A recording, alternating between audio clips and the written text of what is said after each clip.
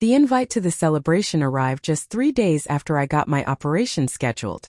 Shiny gold lettering on crisp white paper, honoring Emily Thompson's new role as lead attorney. My sister's big win. Her success bash at the golf resort on August 12th at 2 in the afternoon. Right when my neck stabilization procedure was set to happen. You'll need to move it, Mom told me over the phone when I rang to fill her in. No congrats on locking in the surgery at last. No sigh of relief that I'd tracked down a doctor ready to handle my situation. Just a quick brush off of the clash. Mom, I've been on the wait list for this operation for a year and a half. Dr. Franklin only does these on one Saturday each month. The soonest backup slot is half a year out. Emily's been grinding for senior status for 8 years, she fired back. This event matters. The whole family has to show up. I was 26, working as a lab helper at the college, dealing with neck instability so bad that my head was basically slipping off my backbone. But Emily required my presence at her gathering. I can't physically shift it. This issue keeps getting worse over time. Delaying another month means more permanent harm. You've held out this long already. What, 6 more months? Her voice made it clear the talk was done. Anyway, sweetie, are you positive this operation is really needed? Every specialist at the college medical center swore you were okay. Those specialists had brushed aside my issues for 3 full years. Claimed the intense head pain was just regular migraines. The passing out was stress-related. Not being able to keep my head steady was from lack of fitness. It took an expert at the top clinic, Dr. James Franklin, to spot the tissue condition making my head detach from my backbone. Dr. Franklin explained, without the stabilization, you risk full paralysis or worse. Quiet on the line. Then that sounds over the top, Sarah. You've been claiming you're at death's door for ages. This might just be another doc feeding you lines you want to hear. Another doc feeding me lines I wanted to hear. Like I wanted to learn I'd need my head secured to my backbone with metal parts. Like I wanted confirmation that my inherited condition, Ehlers-Danlos syndrome, had wrecked my neck joint so much that my lower brain was getting squeezed. I'm going through with the operation, I murmured. Well, skip the group pictures then. We're not shifting 200 people because you picked to do your minor fix on Emily's special day. She ended the call. I gazed at my hands, fingers that flexed way too far back in weird ways, skin that pulled like stretchy candy, joints that popped out with barely any pressure. My minor issue that had wrecked my full-time job, forced me out of grad school, and made me rely on a neck support just to keep my head from drooping. In the following weeks, the family push got stronger. Dad phoned to tell me I was acting self-centered and controlling by booking the procedure during Emily's big moment. Emily shot over an angry message. Classic Sarah turning it all into her health soap opera. You've been whining forever. 1 extra day won't end you. 1 extra day really could end me. Dr. Franklin had spelled it out. The wobbliness was advancing. My recent scans revealed my upper tooth-like bone was now pressing into my spinal cord. I faced instant risk from even small head turns. But Emily had to have her flawless event. My little brother Jordan was the sole one who got it. This is nuts, he said after a family meal where Dad ranted for an hour about how worry and craving notice were destroying my world. You've got real breakdown in your backbone. They're acting like it's a tiny scratch.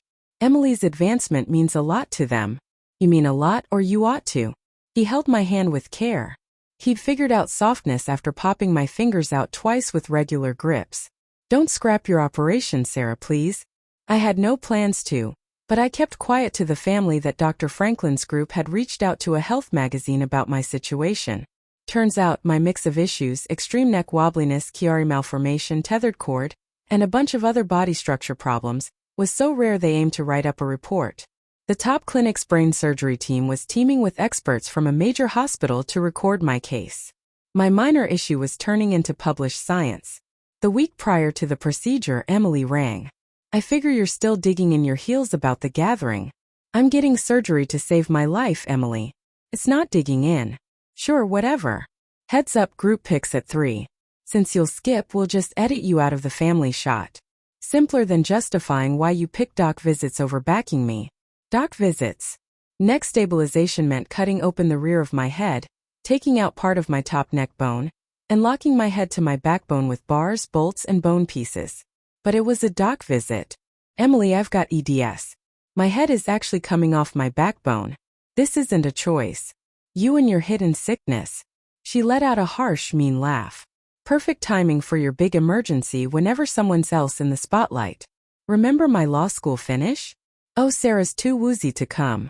Then my engagement bash. Sarah's wiped out. Now my senior role party. Sarah needs urgent operation. I've had this booked for 6 months. You could have chosen any date, but nope, you grabbed mine because you hate anyone else getting cheers. She stopped.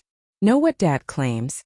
He says, you've got Munchausen. You're hooked on acting ill. My eyes stung. Munchausen, the charge that it was all made up. Ignore the scans proving lower brain squeeze. Ignore the gene tests verifying Ehlers-Danlos syndrome.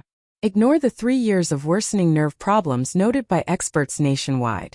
I'm doing the operation, I said, voice wobbly. I'm sorry, I'll skip your gathering. Don't show at the next family thing either. Or any.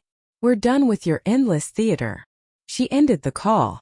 I sat in my tiny apartment, the one disability checks barely covered, and sobbed until the tears sparked a head pain so bad I had to lay flat for 3 hours. The morning of August 12th came. Jordan drove me to the top clinic at 5 a.m. for prep. The procedure kicked off at 8, slated for 7 hours. High stakes.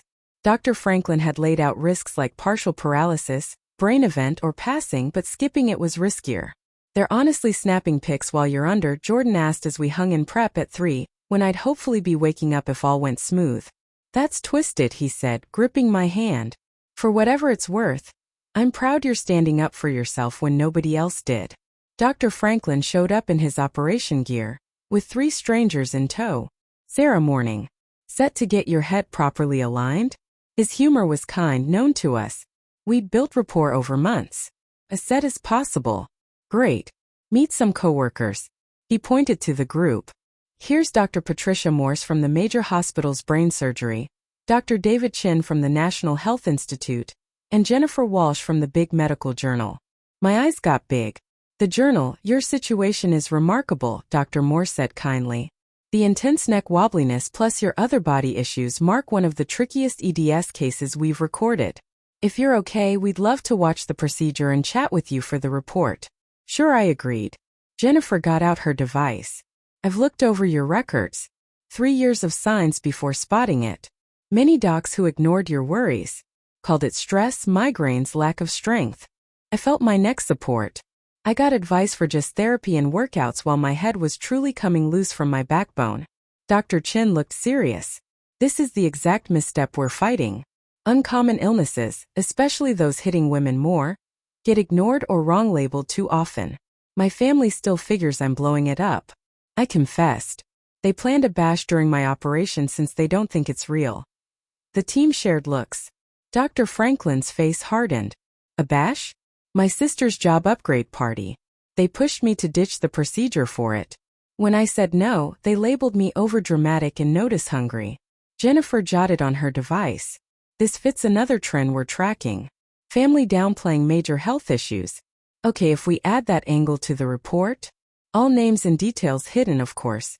Yes, I said, if it aids others who aren't trusted. They rolled me to the room at 7:30. The procedure lasted 9 hours, more than planned since the wobbliness was worse than scans indicated. Dr. Franklin added extra parts and lengthened the lock lower on my backbone. When I came to an intensive care, Jordan was there, worn out but eased. You pulled through, he said. Franklin reported it went solid. Tough but good. What time? Nearly 8 p.m. He paused. Emily's event wrapped 2 hours back. Mom's blowing up my phone. She's mad. Claims you wrecked the group pics by absenting. I'd endured a 9-hour operation to avoid paralysis and worse. And Mom was upset over pics. Let her stay upset, I breathed. 3 days on, still hospitalized, a surprise guest arrived. Dr. Franklin came with Jennifer Walsh, and a polished woman in her 50s with a top clinic admin tag. Sarah, meet Dr. Susan Morrison, head of brain surgery. Dr. Franklin said she has a reveal. Dr. Morrison showed her phone. Your report is rushing to print. Editors saw the early info and won it front and center. They're hailing it as a top EDS report lately. Amazing I got out. More, Jennifer said. Given your case intensity and the proven dismissal pattern, we're adding views from ethics. the 3-year wait for diagnosis, family push to skip care. It all ties into how rare illness folks get let down by the system. My family won't like that. Your family, Dr. Morrison said gently, set a party for your neck stabilization and called you dramatic. That's not care. That's health neglect. She brought up stuff on her device. The report has your scans, measurements of your neck joint chaos, proof of lower brain squeeze, operation clips of the tricky lock. She faced the screen my way. This is what your family dubbed a minor issue. The pictures hit hard even for me. My head shifting off my backbone with each tilt. My spinal cord pinched dangerously. Lower brain smashed against the bone protrusion. We'd love to share your case at the Global EDS meeting next month, Dr. Chin said. If you agree, it'd teach docs to spot and trust patients with complicated tissue issues. Definitely, I said. The report hit the big medical journal on September 5th, titled, Extreme Neck Wobbliness in Ehlers-Danlos Syndrome, a report on diagnosis weights and family health dismissal. It packed full scans, procedure clips, and notes on how my signs got ignored by many docs and relatives despite clear proof of major structure failure. The ethics part covered damage when pros and kin label real reports as stress or notice grabbing. The piece spread fast in health circles. Top clinic posts shared it. EDS support networks spotlighted it. Big health sites summed it up. My phone lit up on release day. First, Dr. Franklin rang. The piece is sparking huge buzz. Docs worldwide are hitting up the clinic about cases they ignored or overlooked. It's in med school lessons for spotting rare illnesses. Then Mom. Sarah, what have you done? I had the operation, like I said. You put out a piece on our family, on us not backing you. Her tone sharp. Any clue how embarrassing? Dad's work buddy sent the link. Folks are questioning. They see us as villains. The piece hides everyone. Everyone knows it's us. Neck lock at top clinic in August. Not tons of those. He was tearing up. Emily's office saw it. Her bosses wonder why she planned a bash during your head operation. She's humiliated. I'm sorry. She's shamed. Sorry. You trashed our family name. Made us seem uncaring.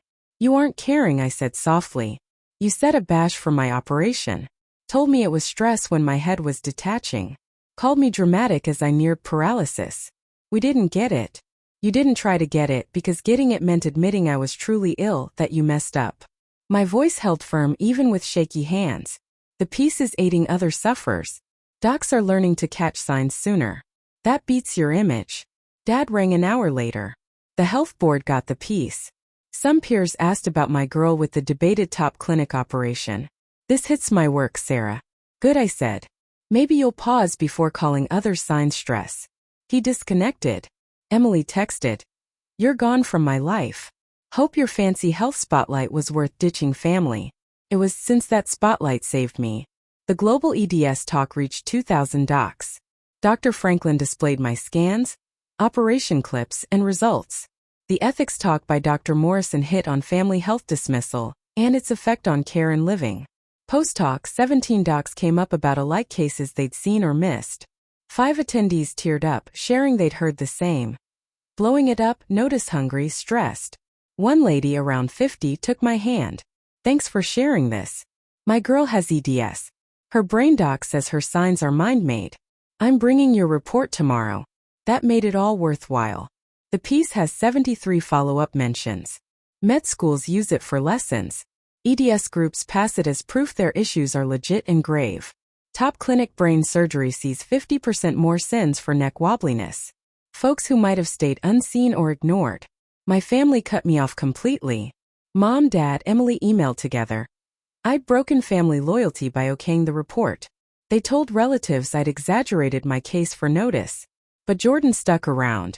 He relocated nearer to assist in healing. He came to checkups and cheered when my 6-month after scan showed firm lock and cleared lower brain. I'm part-time at work now studying, funny enough, gene conditions at the college. My neck holds steady. I lift my head brace free. I walk without blackouts. I'm here. I frame the journal piece on my wall. Bold title, Extreme Neck Wobbliness in Ehlers-Danlos Syndrome.